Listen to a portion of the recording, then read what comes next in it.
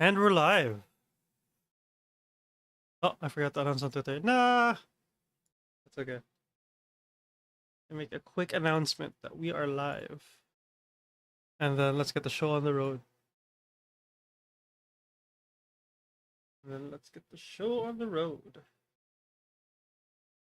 Get the share. Copy.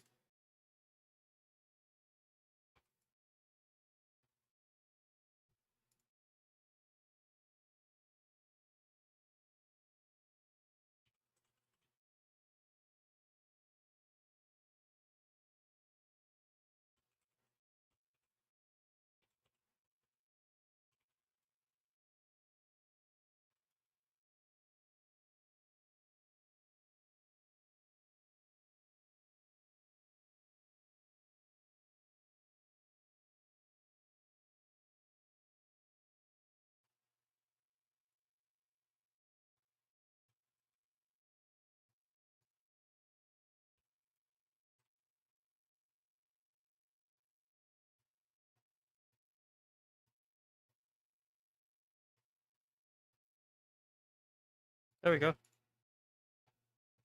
Okay. Let's see. Hope everything is okay. I hope the audio is okay. There's no desktop audio. Huh. That's weird.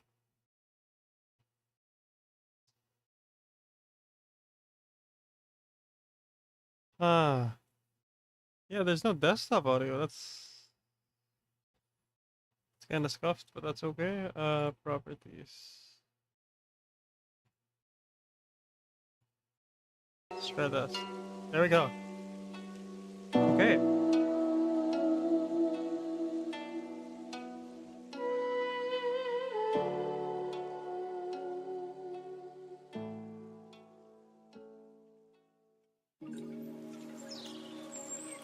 See how things are.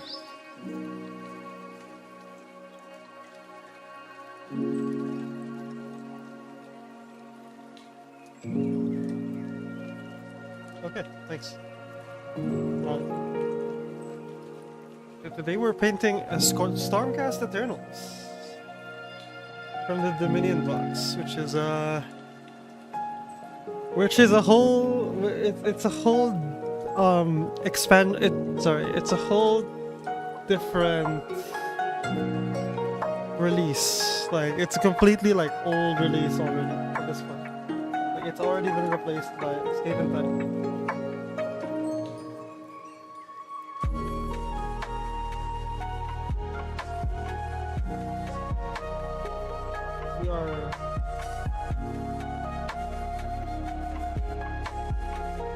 We need to like it's one of the things I bought from the clearance sale from a local game store here.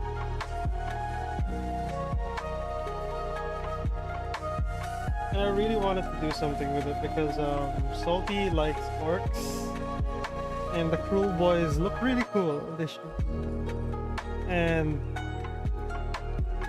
I really like the default guys. Like I really just picked the default characters. And the Stormcast, they look really cool. Especially now with the Skaventide release, I think they look fantastic. They look amazing, I think. And Stormcast players are eating good.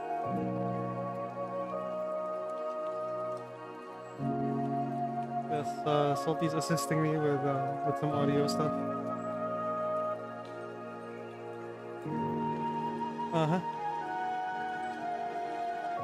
Yeah, so Salty's like assisting me with some audio stuff. Thank you so much. I appreciate you. Now today we're painting Happy Little Stormcast. I knew I was gonna get sick, but like I wanted to stream before I got sick. So here it is.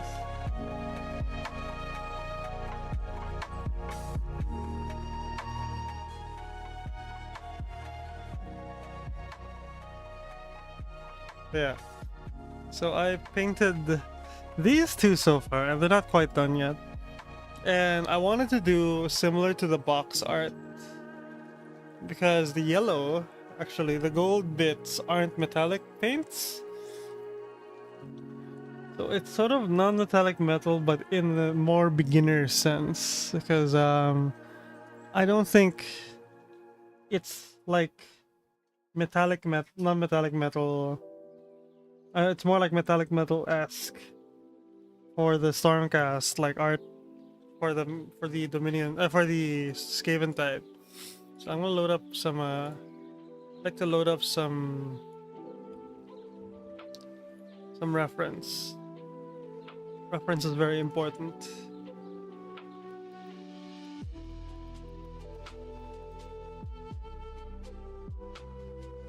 Skaven type.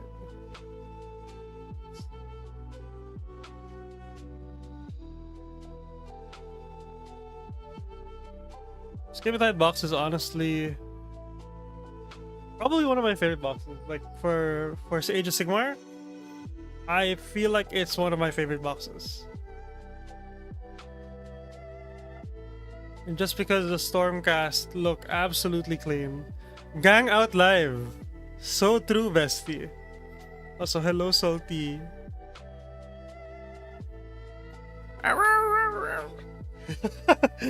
Starts barking on stream.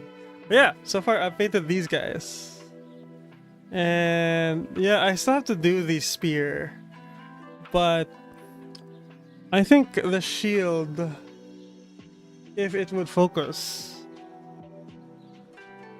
looks fantastic. I think it looks pretty decent, like for a first timer trying to copy like a professional paint team's like go at the Stormcast Eternals. I think we did pretty okay. I'll take that as a win. I think I just need to continue these. I'll probably leave the spears unpainted until the end because I still need to like figure out what I want to be doing with the spears if I want to continue trying to replicate the Stormcast from Dominion. Sorry, not Dominion. From Skaven Tide. Because I really like the silver. It's very like for the Alliance like feeling. And I'm all for that. Like I'm big. I was actually watching a bunch of like Warcraft 3 videos. Like for those of us who don't know, I grew up on Warcraft 3. I never figured out how to play Dota 1 until like I only like really just played Dota 2. But Dota was such a big thing in the Philippines back then. I remember everyone just going to computer shops or net cafes to like actually play Dota. And then Garena was a thing because matchmaking in Dota 1 was not existent. Asia matchmaking. And it was like such a terrible experience, but it was the only way to play Dota.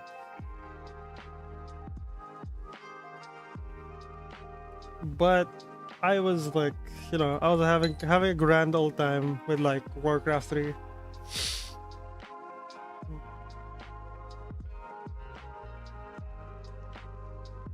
I was like playing the other custom maps. Yeah, this is a 6-man team for my Warcry. Like, I'm going to try to introduce Warcry to my friends and see how that goes. Like, I have like no expectations that it will work out. But I can at least say that I tried.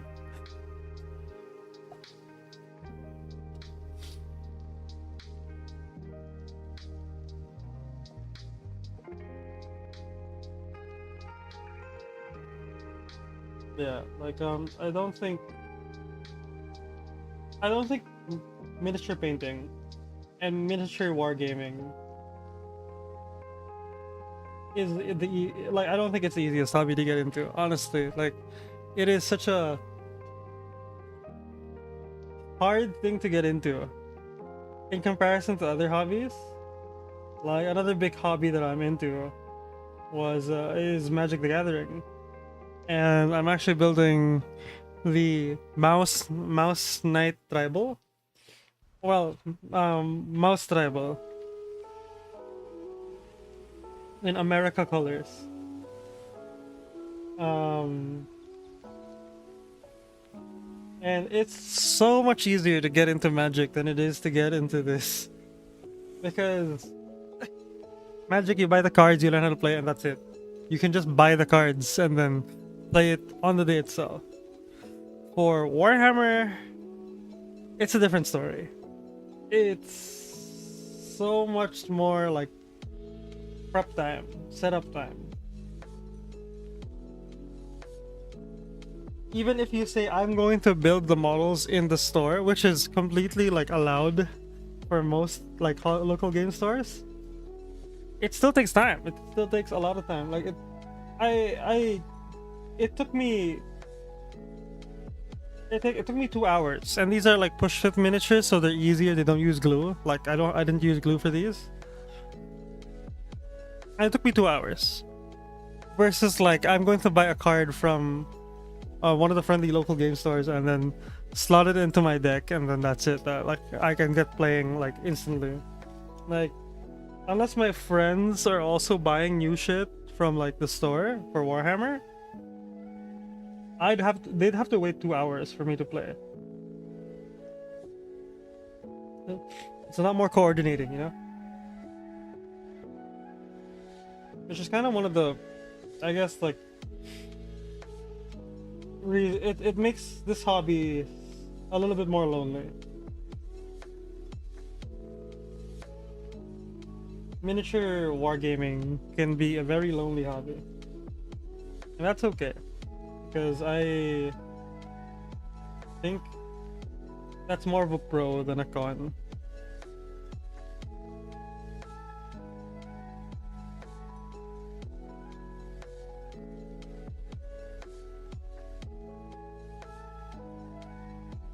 Because I already have like Magic as like the more social aspect.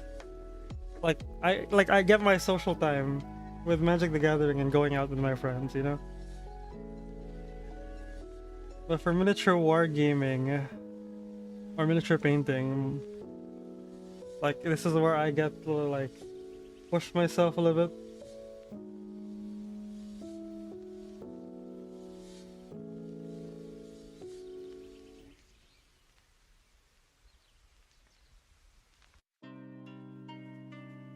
If I'm not like streaming miniature painting, I'm actually a lot more like it's a lot more like it's a lot more zen, you know, a lot more relaxing, because I'm focused on painting a miniature and just enjoying the experience rather than like, yeah, trying to entertain.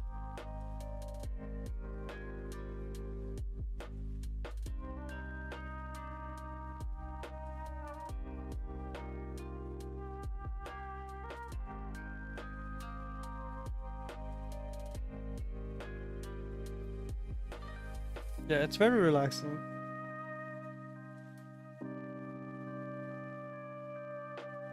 So yeah, recently I've been making a lot of YouTube shorts.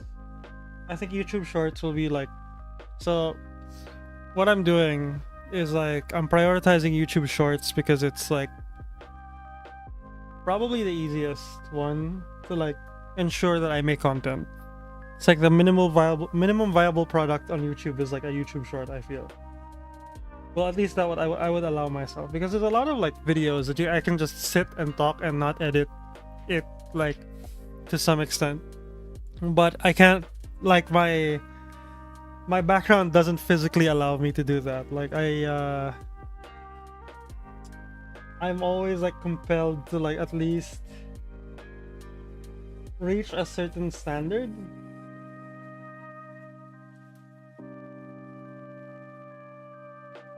So it makes it hard for me to just sit and talk about like a certain thing and then like maybe just cut it a little bit and then upload. I can't physically do that, I guess. I'm not too comfortable with it. So YouTube Shorts is like the happy in between because I can sit and talk and I don't have to talk for too long.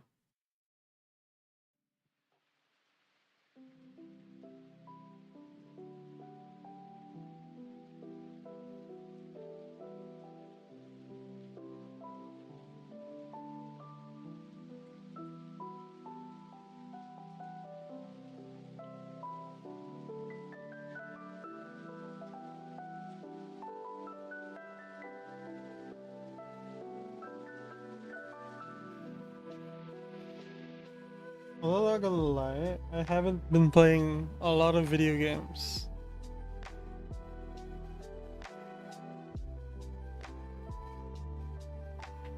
I kind of miss them. I kind of miss video games like Destiny, but like I can only afford one-time investment. And as much as I love Destiny and I love the game to bits, I can't wholeheartedly like really play it. And this I'm talking about. This is outside of the controversies that are happening with Destiny right now. Seems like almost every month there's something new happening with Destiny that's like, you know, not exactly great.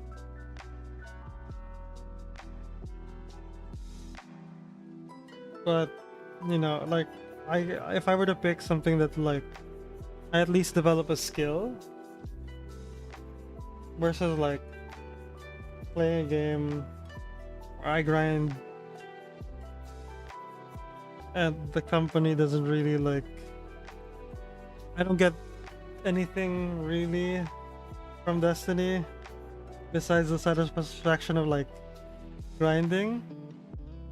I don't know, like I think like I picked miniature painting. Like I picked miniature painting over it.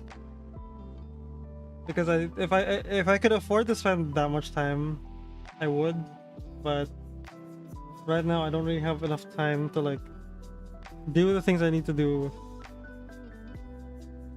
like to get my life working.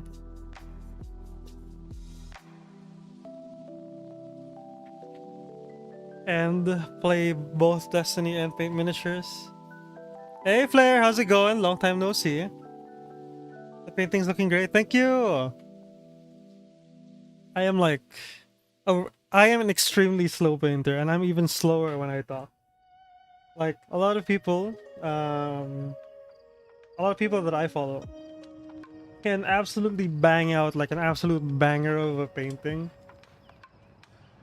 in like a day, and I'm just like, wow, jeez.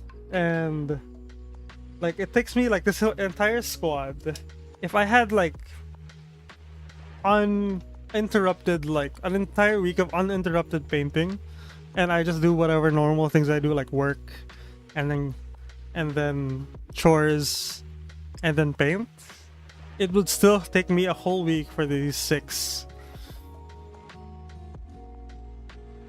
It's been a while. Yeah, it has been a while. I just came back.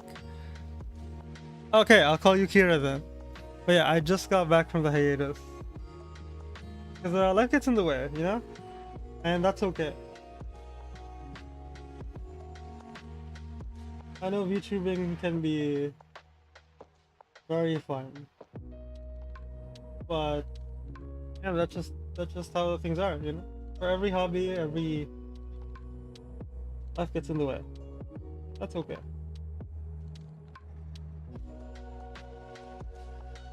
Getting some silver down on the legs.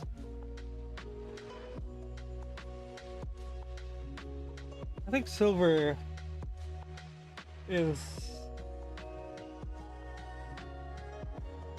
a really nice color for knights. I think whoever decided like to clad their knights in in steel, was an absolute G, because steel has such an intimidating like color.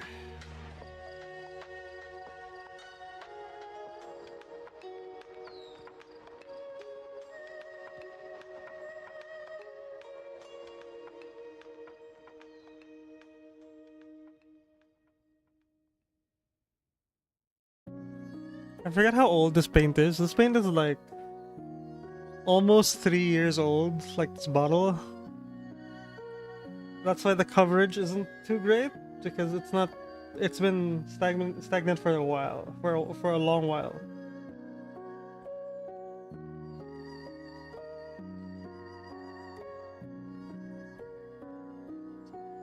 A little bit more time. It'll take a little bit more time to paint this.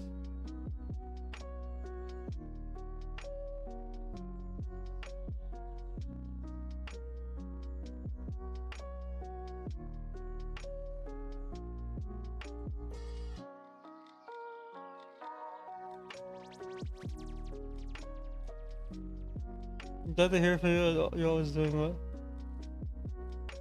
Yeah, I highly recommend like just trying it. Like you don't have to paint like it doesn't like a lot of like a big misconception is miniature painting can be expensive. It can be. I mean, like like I'm definitely on the a little bit more expensive end because of how many paints and figures I have, but it doesn't have to be. Like you could start with your interests, like and you don't have to like try the high end of those interests. Even for the more expensive companies like Games Workshop or Gunpla, there's always like a entry grade or entry level like starter set that you can get into.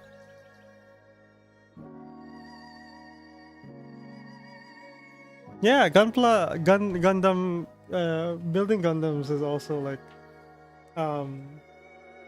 part of it. Like I went to a scale model show with Salty, and it was nice to see like the mix of like hobbies that I like. Like I also have Gunpla that I am not planning to build until I actually move houses, like a more permanent address, you know, because right now I'm renting with Salty, and once we get our own home, that's when I start building the Gunpla, because I really want to display them, you know. And when you're renting, you don't really want to buy too many things, because when you when you move, it can get expensive.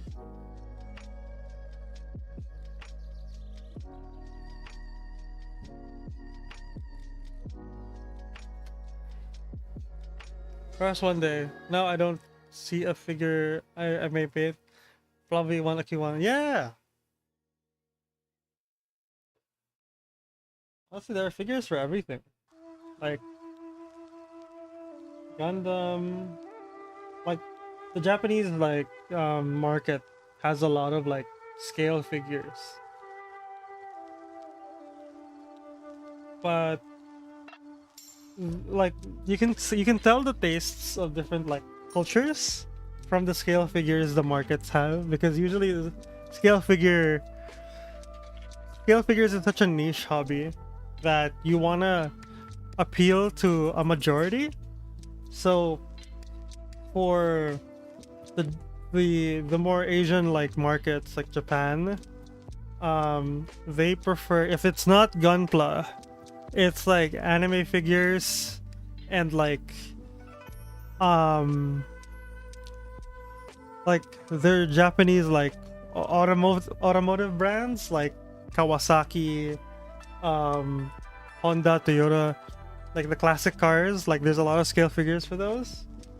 You've also got Tamiya. And for the more Western audience, there's like World War II sets. You got like, you know, Fantasy Knights, like the one I'm painting now. Yeah, and it's really cool to see like the differences in like, you know, things painted. And it's nice to see that, you know, where I'm from, the Philippines, it's like a melding pot between the two. Like you have like one side of the spectrum, you have like dioramas for like, you know, giant anime robots, and the other spectrum is like really miniature knights, and the ones in between are like World War II yacht, like the IRL like scale models that are like repainted, and you know, and then you have anime figures. It was really cool to see back in scale model show. There was it was a really good experience. My older brother collects scale figures. Like Sanrio. Ah! Sanrio. I love Pom Pom Purin.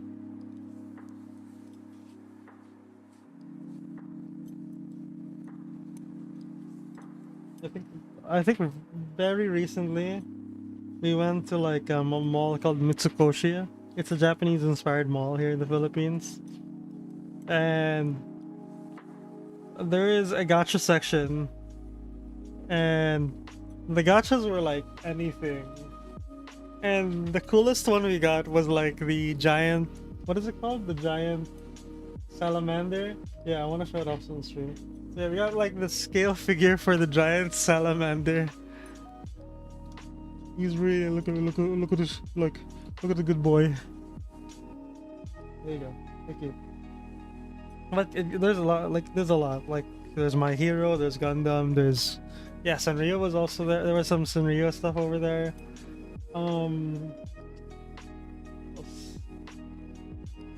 Can't name stuff at the top of my head.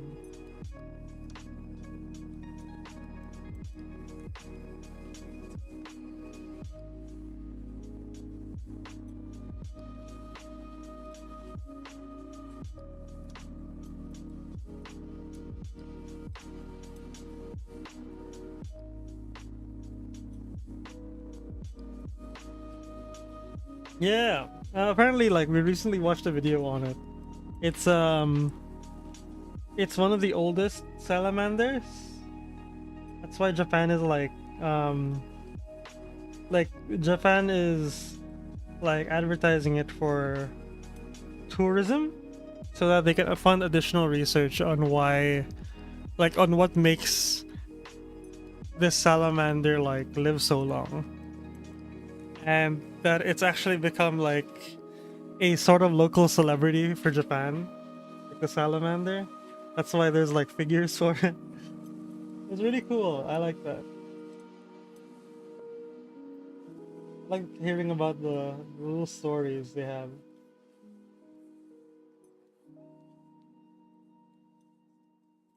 Yeah, this paint is not covering well enough. I'm still seeing the dark, like the black undercoat on some of the painted parts, and I need to like double up on the paint for some of the areas. And I'll probably like pick off the arms. Thankfully, I did not glue the arms.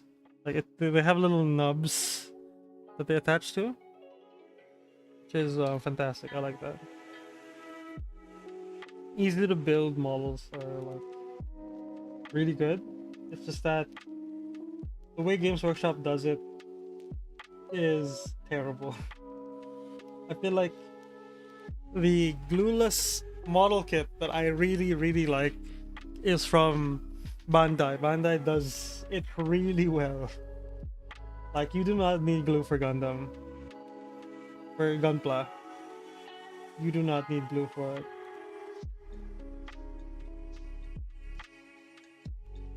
I mean, you can if you want to. It's like, you know.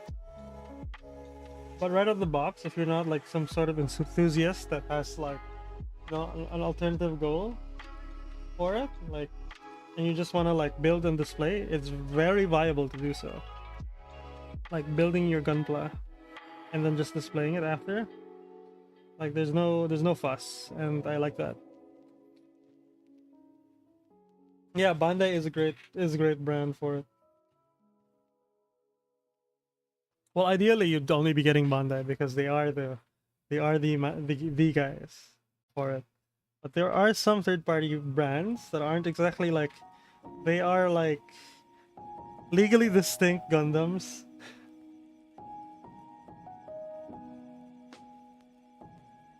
And they're a little bit more sought after because like they get struck down with like a cease and desist. Like, and once they do, the manufacturing stops. So a lot of like the collector fiends out there just really go for like, I think the brand is called S&M, because they like, the kits look good. The plastic isn't as good as Bandai, but the kits, the designs are like absolutely immaculate.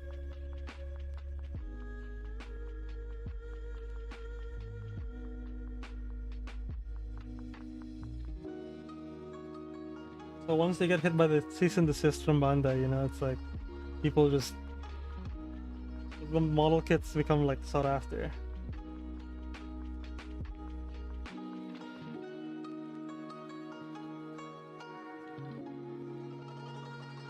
Which is an attitude I'm hoping to see in like Warhammer, and like because there are a lot of like third-party options for Warhammer, especially for resin printing, but the hobby has been so like saturated with Warhammer that there's a lot of like, you know, like avid fans of the brand that they don't like the fact that people are starting to compete with it now. And I don't like that. I don't like the fact that people like are willing to die for a brand that does not care about them.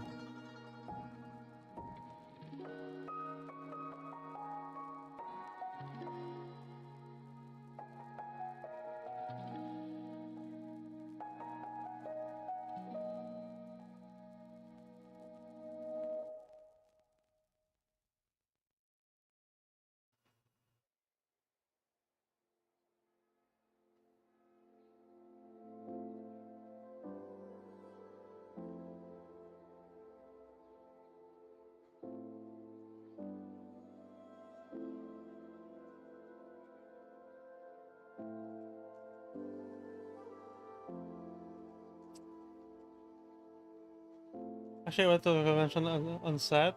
There were a few. Hey, let's go. Yeah, Warhammer is good, cool. I like it. I am like, I like the figures because they really over-engineer the figures,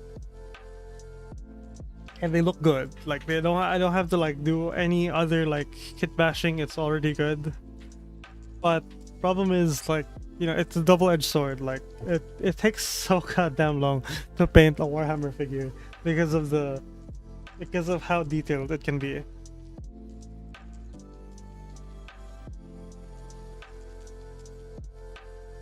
Which I think is actually the more common complaint for Warhammer. A lot of people miss the days. I personally did not experience the days when it was like not as over-engineered, but I can see where people are getting at.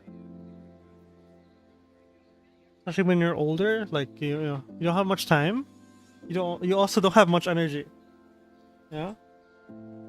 So you don't want to be spending that free time of yours on something you aren't enjoying. You know, you're a little bit more precious about the time you have.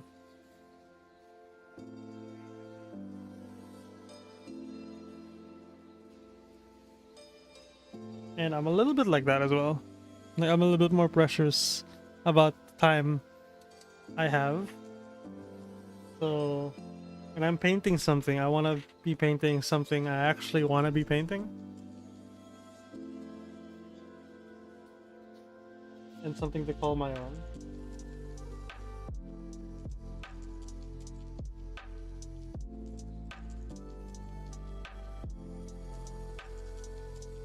Like for these guys are usually painted in gold. Like I don't know if I can bring out the box set for it, but yeah, like these guys are usually painted in gold. But very recently, the new like Skaven Tide release um, to mark the 4th edition of like Warhammer Age of Sigmar. They painted these guys in like silver and blue, and they look really damn good in silver and blue. So I painted it silver and blue, but usually these guys are painted gold. And I don't know, I'm not too big of a fan of gold. I don't know, it's just me and the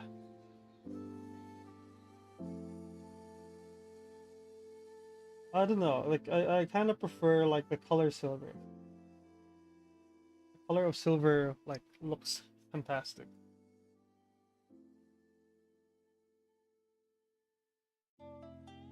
And they have like they usually have like these guys have like for the newer color scheme they usually have like silver with a little bit of a blue like hue to the silver on like the lower parts. So I am like all for it, you know, we're going.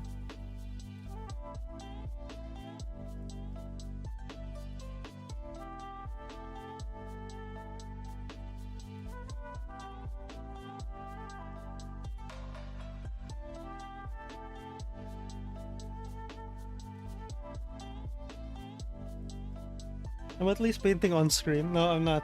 I'm not painting on camera. It's like it's a bad habit of mine that I should be painting here, right? I'm painting over here.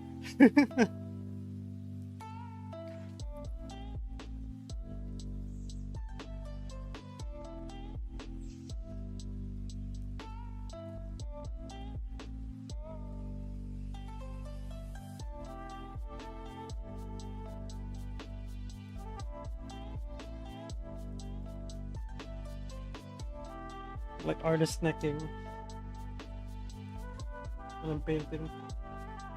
I'm really like in there, you know?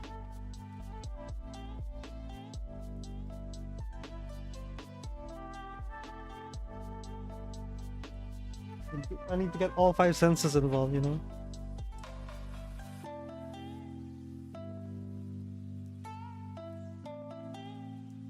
To be able to like, you know, see the model, feel the model, smell the model, taste the model.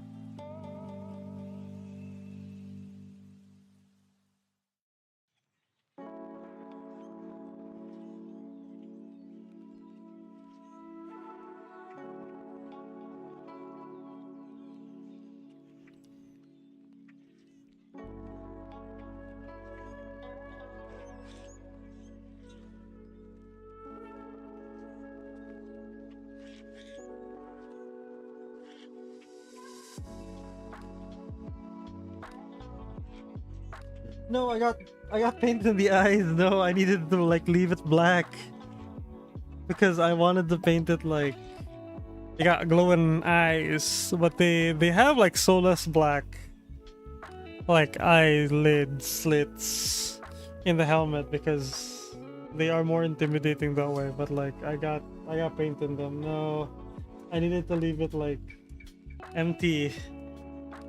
That that kind of sucks. That's okay, we'll fix it in post.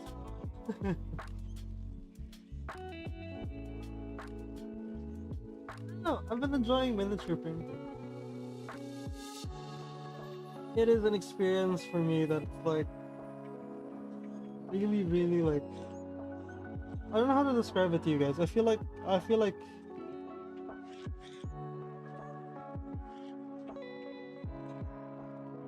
it's a feeling that's hard to describe, especially for people who aren't really like into like art.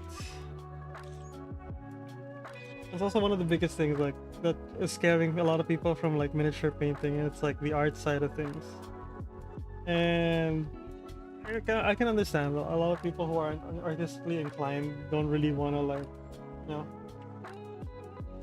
sit down and do something for like this many hours. And if they don't enjoy it, I get that.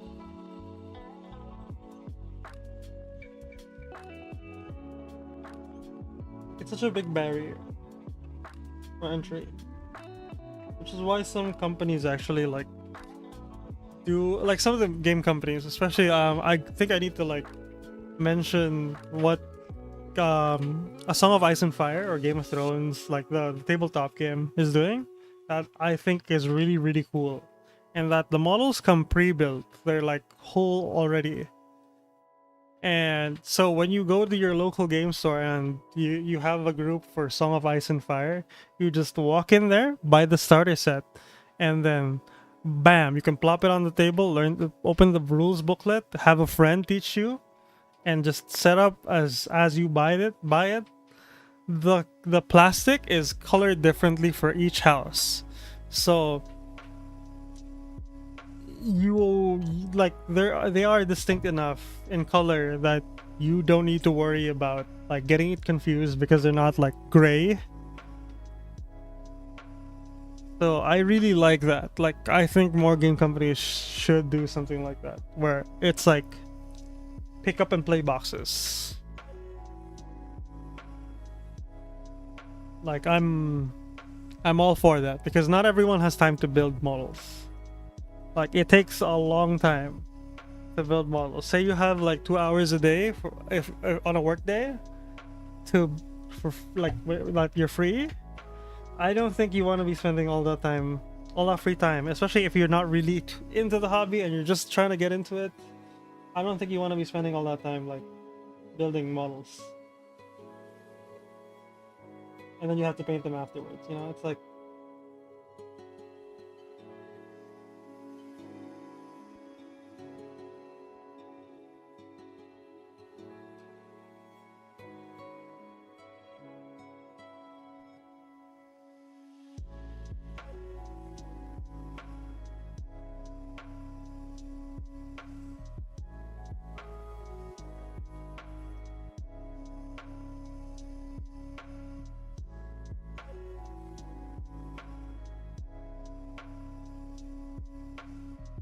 I completely forgot to film a video while I was there at like my friend's place because I wanted to ask each and every one of them about like, oh, would you like what's if I asked you to like do this for 2 hours, would you do it? And then they like obviously the obvious answer is no, but like there would be some who would say yes, but like a majority would say no, and I wanted to ask their questions why and then make a video on like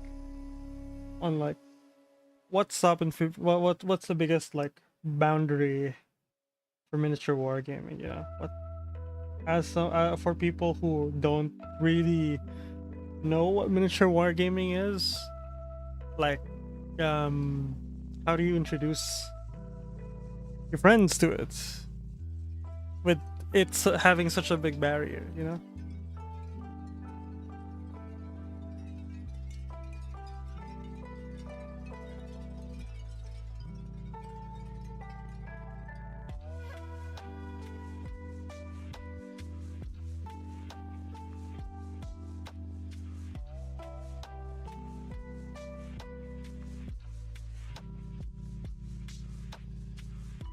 Let's let this dry for now.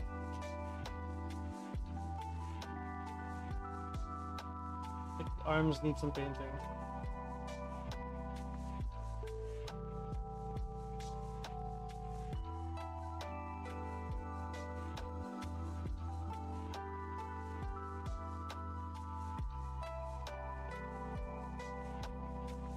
I also have to paint my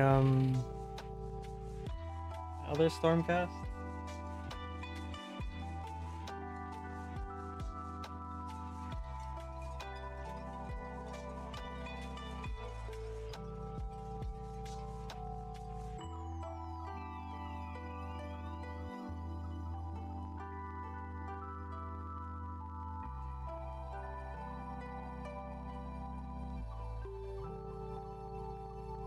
The paint doesn't stick quite as well on the initial layer like because I think a lot of people don't know this, but like when you're physically painting you should treat things like you're doing layers in Photoshop.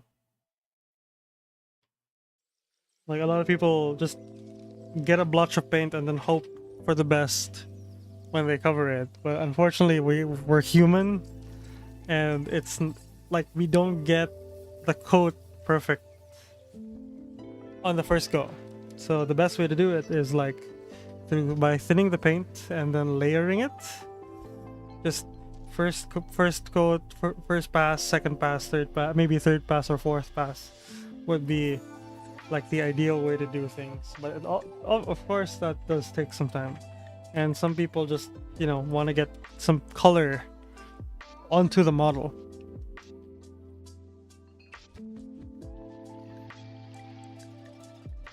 But it's not always ideal. Oh yeah, by the way, the paint I'm using is Pearl White from Hyro Paints.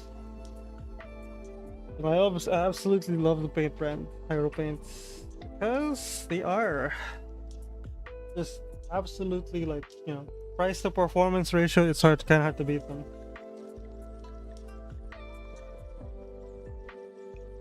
I think a lot of people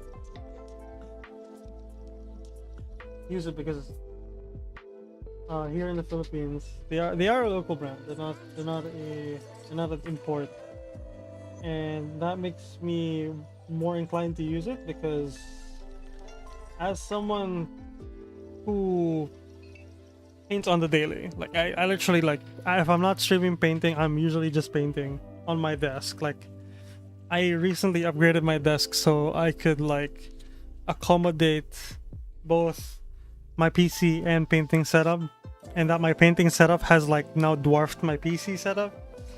Like I am always painting, and I don't like the fact that like some of the colors, even for the bigger ones here like Games Workshop, like some of the colors are just absolutely difficult to find.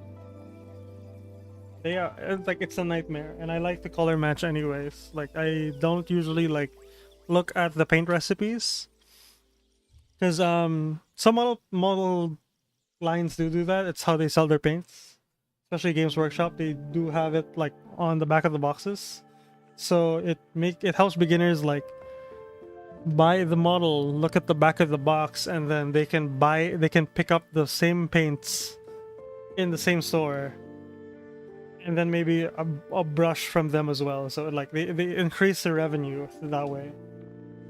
But I'm not the type to like look at the name of the color. I like to look at the color itself and then like just try to match it with my paints and by mixing it, and then maybe taking note of the recipe after the fact.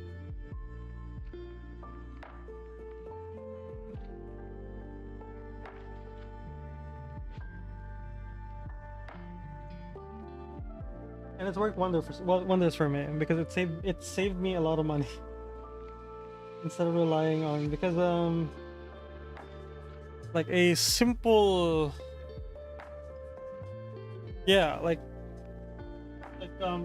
this pot of paint. With this pot of paint, this is Games Workshop's like brand Citadel. I can buy like almost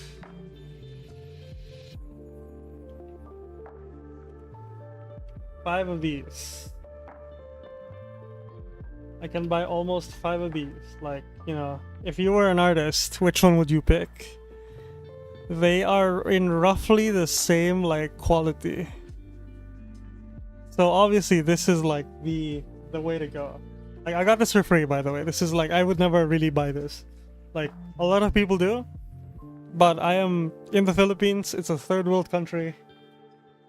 Money is scarce. So we don't buy Games Workshop. Like if it's not free, I don't want it.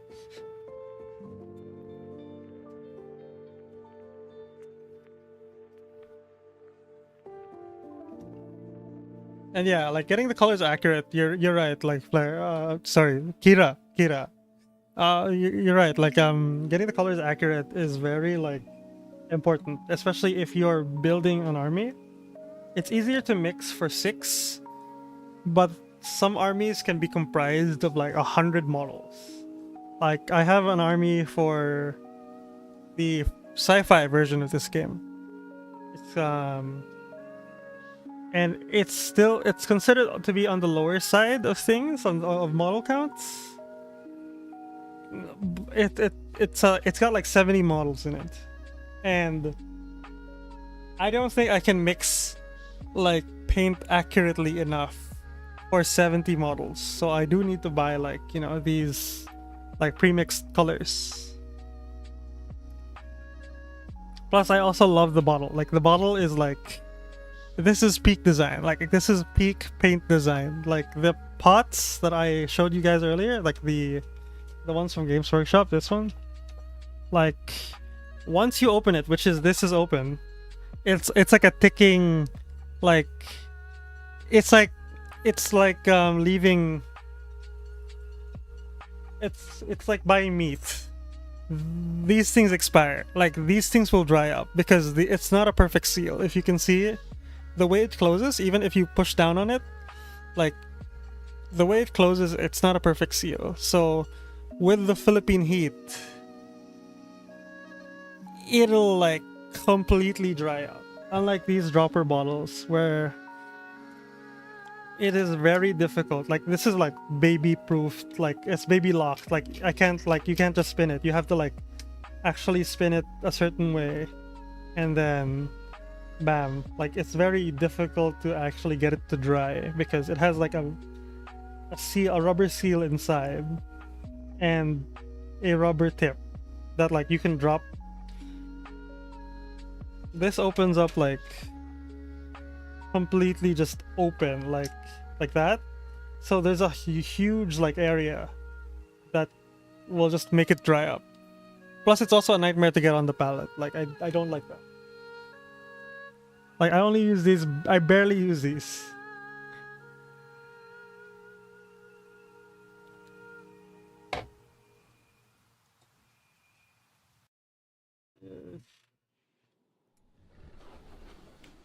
Like as much as I like the brand, it's just very difficult to like, once you rely on it, you know, once you rely on the certain brand and then supply issues start happening, it's over. Like it's kind of, it kind of kills the fun because you're stuck with like a bunch of models that you can't paint because a certain color, you don't have a certain color.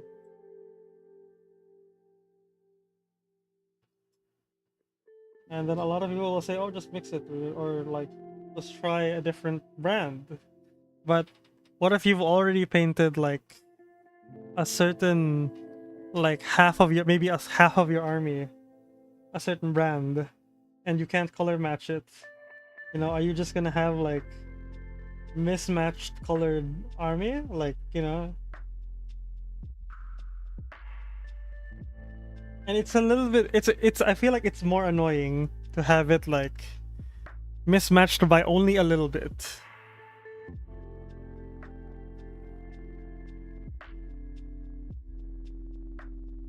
Not the Philippine heat. Wait, that's just sun heat at this point. Yeah, it's the heat of like I don't know, Southeast Asia countries have like terrible heat.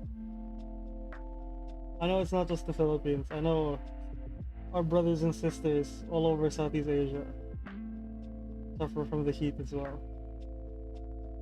Because we all have very similar climates, don't we?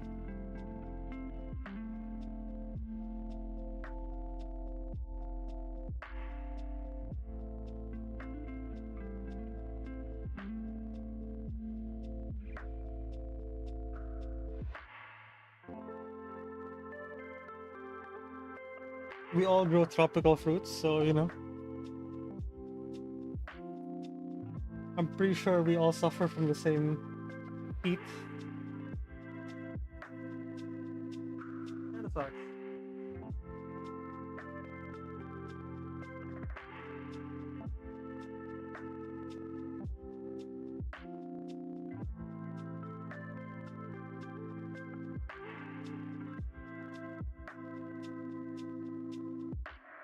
I'm gonna be releasing more like shorts later down the line.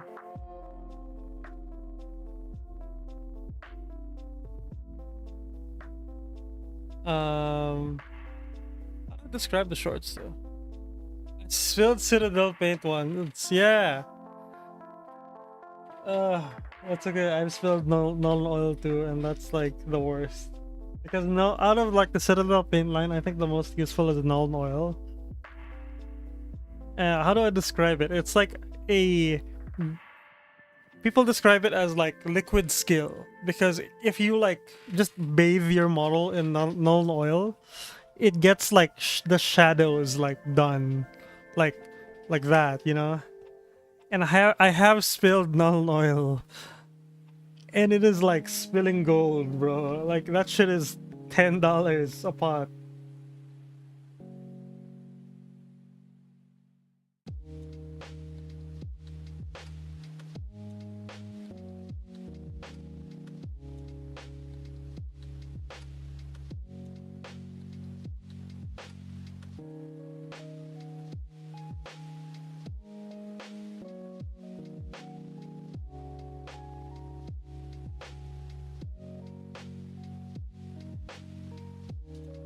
Yeah.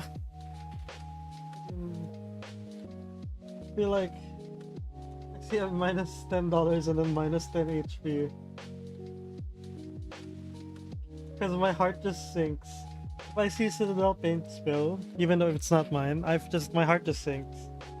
It is such an expensive paint for what it is. I think I'm spoiled though. I'm spoiled because I live in the Philippines and we have decent like paint brands. Like almost every niche is covered, I feel, for paint brands here.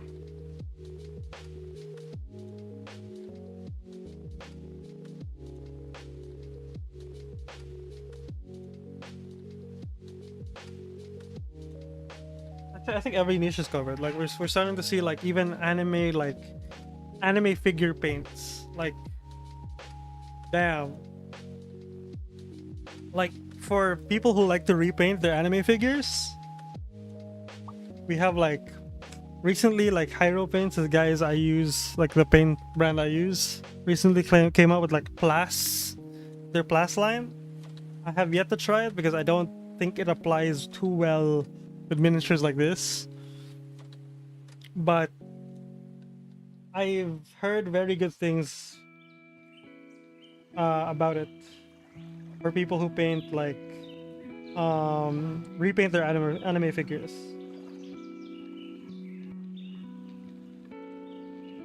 Yeah, we are not like starved for choice now. I think the multiple paint brands stemmed from like there was a time in the Philippines that it was just so damn hard to get paint. Like you had to like get someone with a friend or relative in Italy to like get like paint, because there's a certain paint brand in Italy that is like absolutely immaculate for scale painters, and you need to get like a friend to like have it delivered to the Philippines, and you know that costs a lot extra because you're gonna have to hassle the friend. That friend is gonna have to like, you know, package it. It's gonna have to be sent in what we call a balikbayan box, and it's gonna have to go through customs, and they're gonna be asking what the hell are you doing with this much paint, and then they're gonna open it, and then some of it some of the customs officials might steal some of it. You know, it kind of just it's a whole nightmare to like get things in here. So what a lot of people a big reason of why people started like when we started interviewing, like because I got to interview two owners of the different paint brands so far, and their biggest reason is supply. Supply was just asked to get here in the Philippines, and I am so glad that they feel it the same way I felt it. Which is something I'm going to talk about in one of the videos I'm coming out with.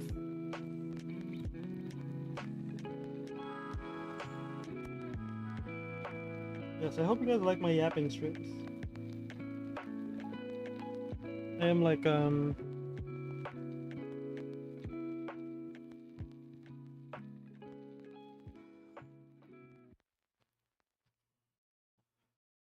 miss VTubing a lot.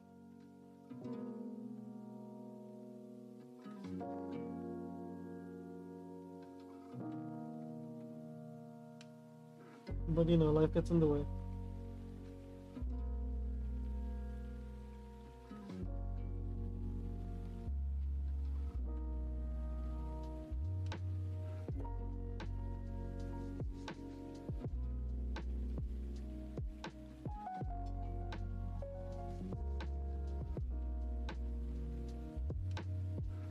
These guys have such nicely sculpted abs. You're like, look how nicely sculpted these guys are. Yeah, it really do be like that.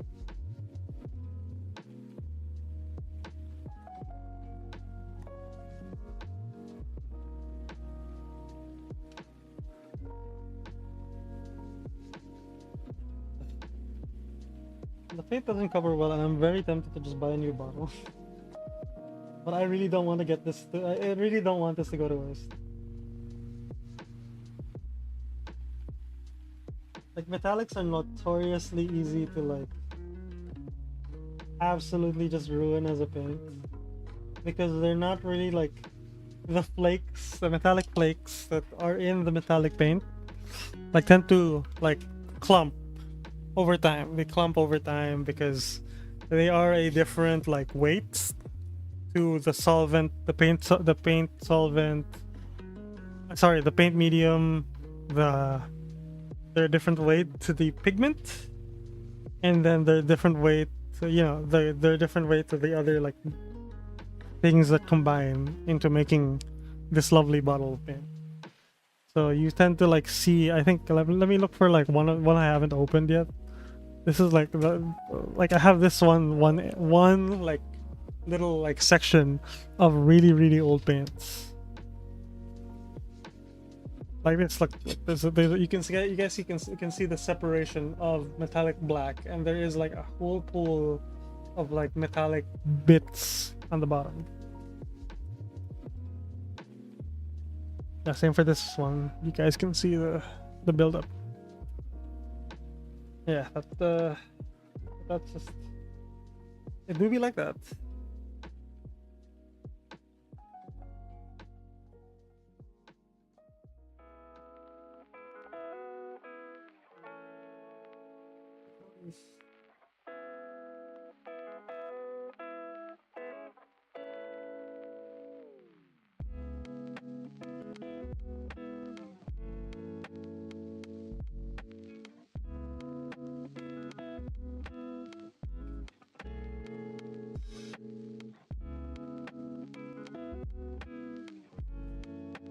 I'm overworking the silver now, but thankfully the paint is so thin. Yeah, I've thinned the paint so much that it's not too much of a problem. Like, it doesn't layer on too thick because I've thinned the paint so much.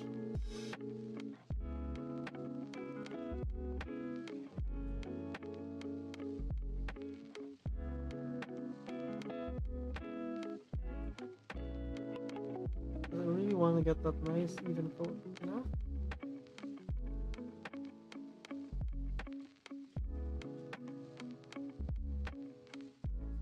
Yeah.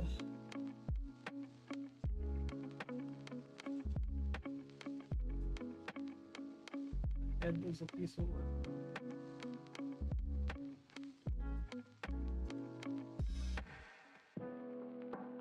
Normally you'd separate painting the head on it to its own thing, but it is, yeah, it is like, for these easy to build kits, heads kind of just, it's almost impossible to get the head like separate. I mean, you can do it. It's like, it's doable. I've seen it done, but I personally wouldn't do it myself because I can't be bothered with the time. It takes too long.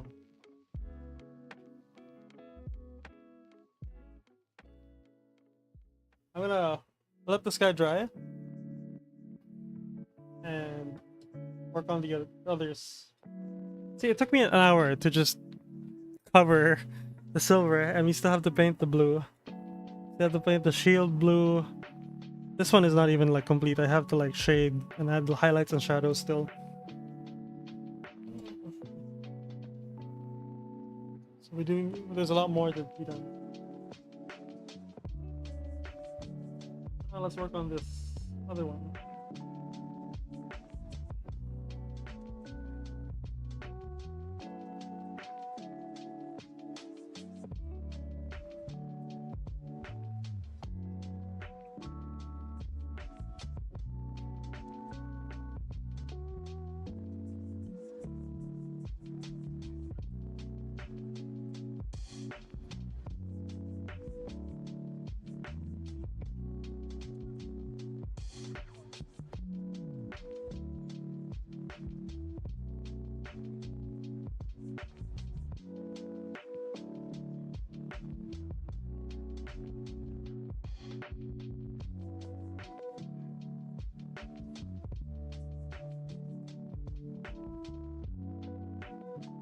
Nice thin coats. You can barely see it on camera, but it's there.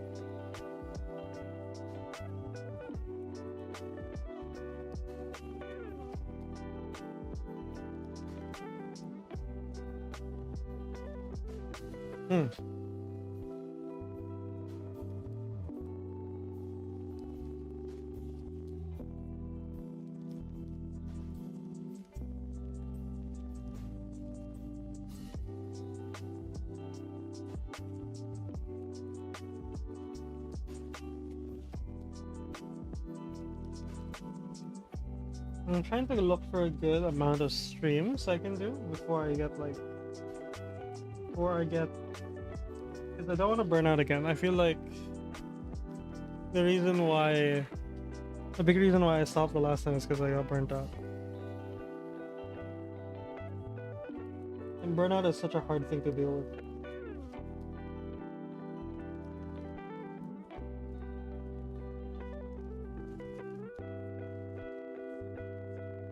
So I want to like find like the like we're a little bit more like wiser now, you know.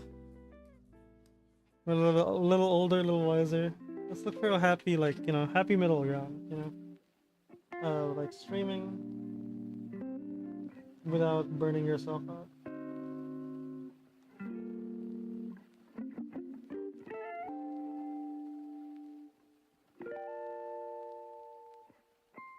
I'll probably do like 2 streams a week.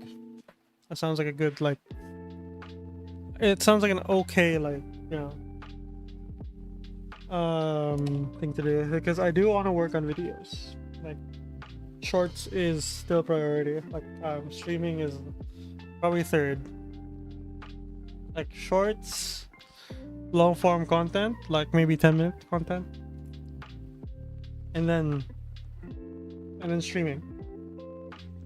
Like, it comes last because, like, as someone who works in advertising, like, the most effective ways to reach people is always gonna be through like shorts. Then if they're a little bit more interested in you, they'll probably look for videos, and last would be streaming, because those are for, like, you know, people who are actually really, really interested in you. Because, you know, unless they're your friends, like you guys. Um, I don't think like a random stranger would like sit 2 hours to hear me like yap about like miniature painting and what it's like in the Philippines, and maybe like whatever topic I'm going to talk about in the next video, you know?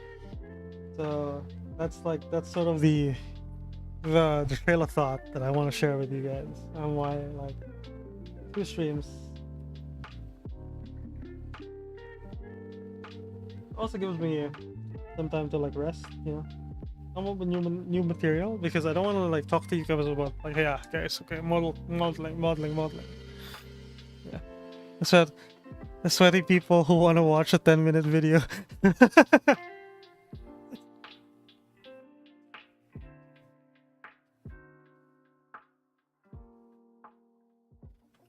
Yeah, this is something I really enjoy. I think it's something I came back to often. Like I'm talking about streaming, and I guess model like scale modeling as well. Like I remember starting in 20. This is something I'm gonna discuss in my like next video. But I remember starting when I started work, like, cause I really wanted to get into Warhammer back in high school. But Warhammer is so goddamn expensive. Like, it is still now. And I am so glad that there are so many other alternatives. And that it's come to a point where it's gotten so expensive that people don't want to get into it. That hobby stores are now forced. This is a bad thing, a very bad thing that I'm benefiting from. Which is the fact that like it's gotten so expensive now that Games Workshop just keeps hiking the price that like people don't really want to get into it. So now their face like hobby stores are like, you know, it's not Games Workshop that suffers when like stock isn't sold, because that's just how distribution works. Because these hobby stores, you know, these spaces for like, you know, nerds like us, they're the ones who like take the cost, because they've already eaten the cost of like buying the stock from the distributor. So now that they have a bunch of like product that's taking shelf space, you know, not being able to be moved, so they're now forced to sell it at like bargain bin prices, which is actually how I got most of these models. Like a lot of the boxes, besides the newest box, and like the 2 starter sets I own, the few starter sets I own, like a lot of these are like actually bargain bin prices.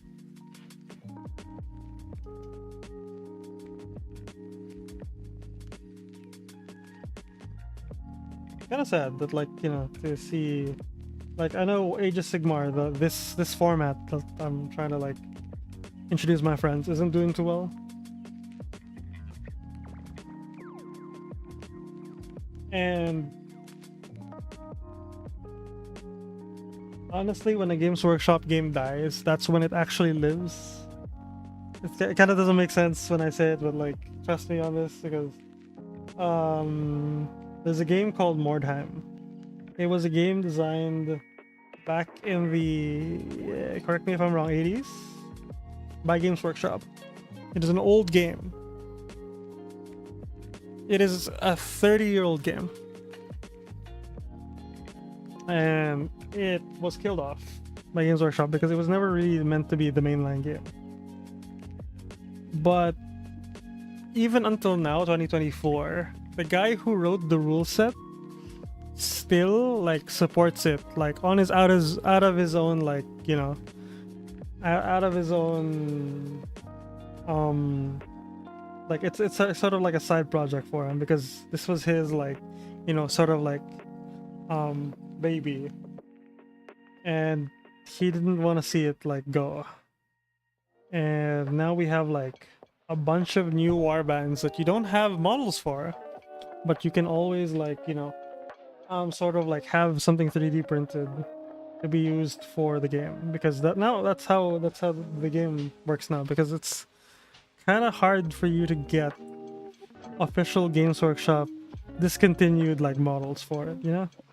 So now a lot of people are like 3D printing for it, and that's how it's going down now, and I'm all for that.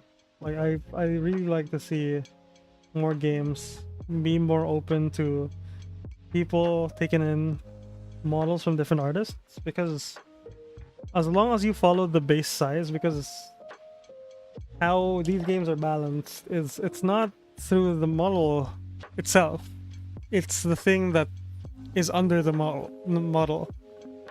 That's how they balance it. Like the model itself is just fugazi, you know, it's not real, it's not something they look at. Like sure, it helps you tell which unit it is, but like it in a competitive setting, sure, like it's great, like that you have to see what you see is what you get, which is what we call it WYSIWYG. Like whatever model is on the base, that's what it is. I'm all for that for the tournament settings, but for casual play, like for something that like you want to introduce like your friends to, it doesn't really make sense to tell them, hey man, you gotta buy this maybe like 7,000, which is $140 starter set for something that they may or may not enjoy. That doesn't make sense to me. So having something 3D printed to just represent the model and maybe like make it even more like appealing to them, because the model actually is something that they like, and then the model takes on the stats of whatever like playstyle they prefer, and the base that the playstyle like comes with. I think that's the way to go. I think that we'd get a lot more like model like miniature wargamers. Because sure, for me, Games Workshop has the coolest models. But that's not everyone's opinion, you know. That's my opinion, and I guess a lot of people who like Games Workshop opinion. But not everyone's gonna enjoy like, you know, like these boys. Like I like them, but not everyone like likes them, because recently I came up with a short talking about them and the other kits that this starter set came out with, and someone literally just said, oh, because nobody buys this box because Stormcast and Cruel Boy sucks. So not everyone likes, you know, likes them. And yeah, I am really advocating for like for a more like for a more like lenient tournament. Here in the Philippines, we don't have official Games Workshop tournaments, so the tournaments you do have are very lenient when it comes to like 3D printed models. Like they allow you to 3D print bits, but the model itself has to be Games Workshop, which is understandable, because that's how we support local game stores, you know. They sell the model kits.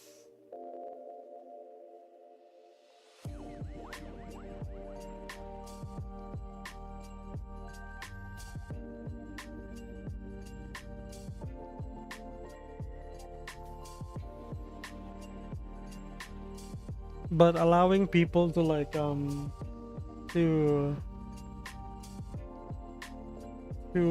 3D print weapon bits, because some armies are dependent on weapons, but Games Workshop intentionally like limits the amount of weapons that come with the kit to make it so you're gonna have to buy like maybe like 3 to 4 kits of the same thing just for the weapon, which is really not great. Like a concrete example is like this is box called Chaos Havocs, and they come with 5 models. So No, they don't even come with 5 models. They come with 4 models. And the meta loadout is 4 of the same weapon. But that kit only comes with it comes with 4 models, yes, but it only comes with 1 of each weapon. And so how do you if you want to compete like competitively, how do you like if you were in a Games Workshop tournament, how do you like put like your army up to date? And the only answer is buy 4 of the models, buy 4 of the kits.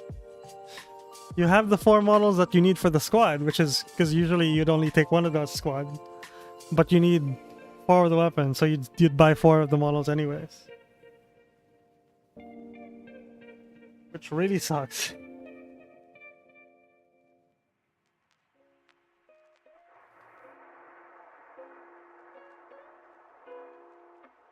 It is such a price gouge.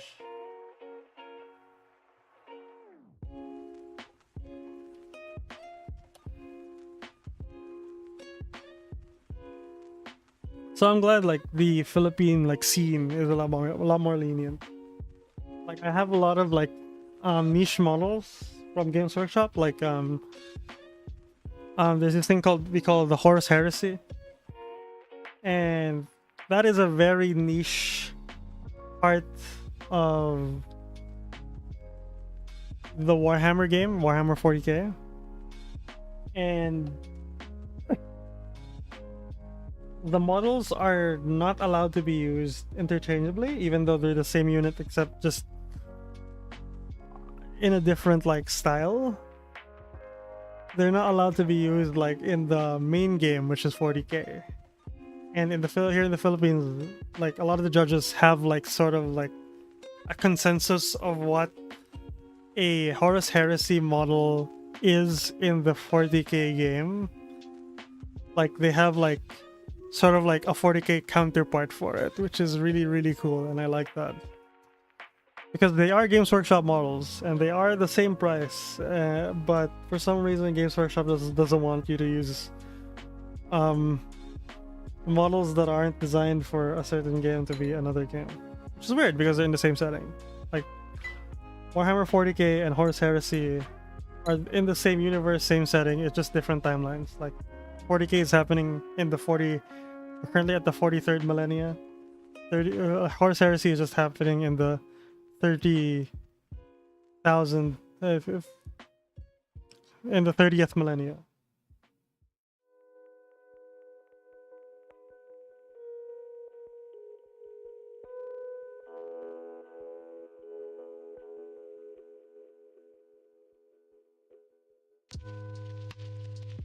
Even on the table, they kind of look the same. Like if you're far enough from the table, you wouldn't even be able to tell.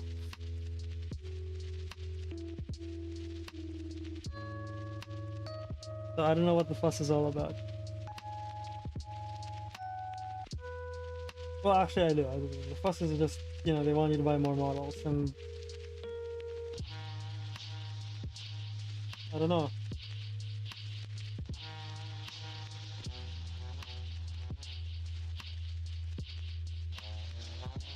Like, one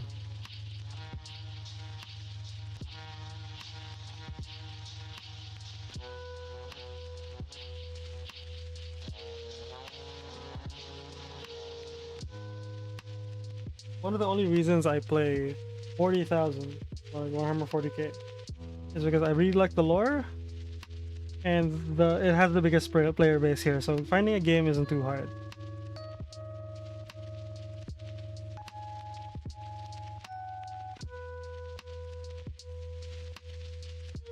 But I don't think it's the best miniatures game by far.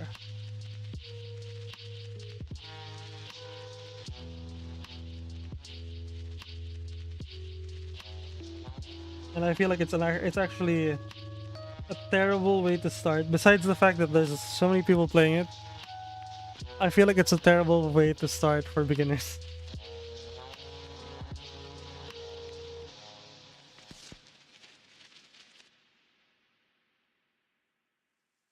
Just because of how, like,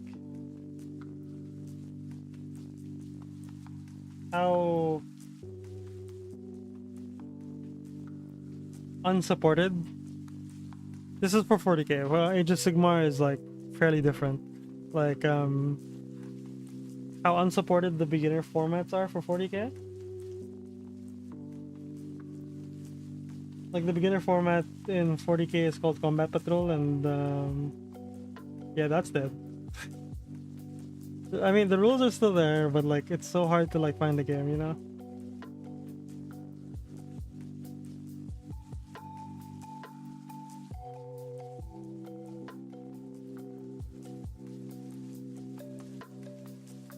Because it's not all that enjoyable for like a lot of people. I think I enjoy it. To me, like Combat Patrol is a pretty good like way to get into 40k, but they need to like, but the resources to like actually get into it, like actually finding a sensible rulebook is very difficult. Like I absolutely like hate it.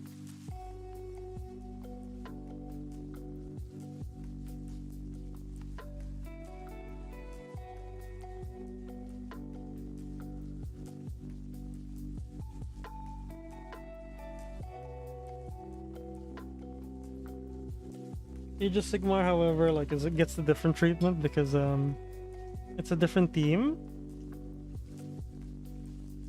and they are actually very, very considerate of their player base. And I think it's because they're the underdog, you know. They aren't like 40k has always been the main show, you know, the main way to get into like Warhammer in general is just 40k. That like Age of Sigmar has had it like really rough.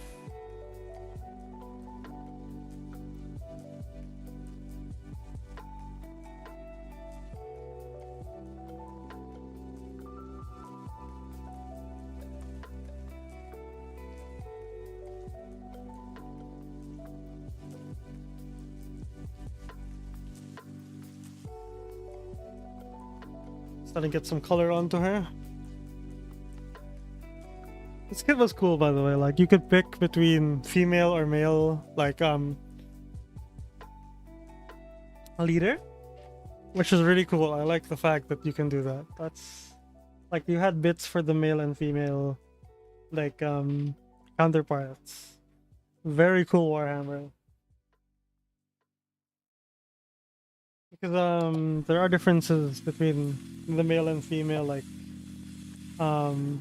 ratios. Like this is female, like sorry, yeah, this is female. Yeah. So you can see there she's a lot slimmer than the male counterpart, and I like that like difference in like, you know, sort of silhouettes. A lot more interesting to look at.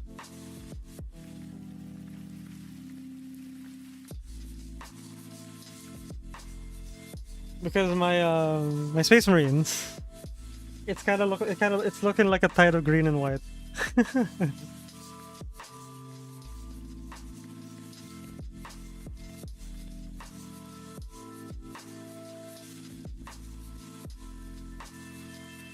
If you look at them, I'd look at the squads individually.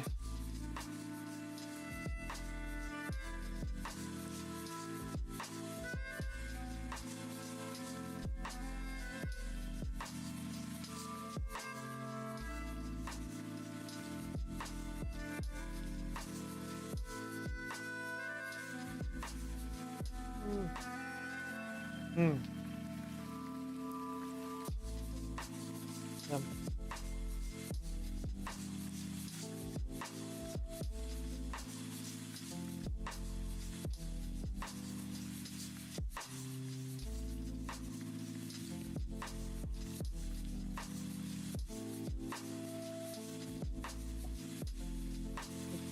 Build this first.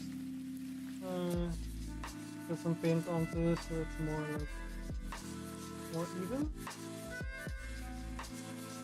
I don't think I finished the orange with this yet.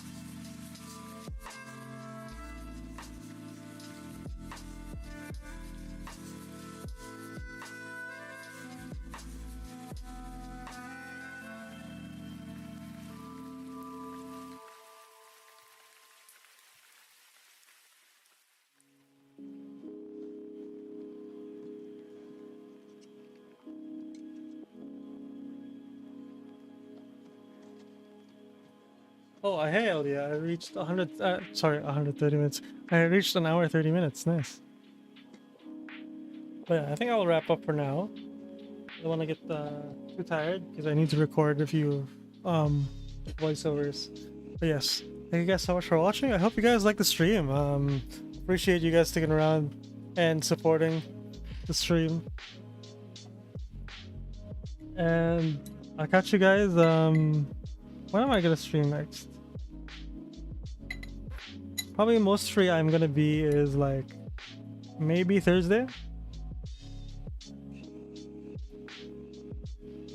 Otsu gang! Hell yeah. Otsu dodo. Yeah, thank you guys so much for watching. I really appreciate it. And I hope you guys like the stream. Hit that follow button. Hit that, sorry, it's not follow anymore. Hit that subscribe button if you want to see more of my YouTube content. And I'll catch you guys next time. Otsu gang!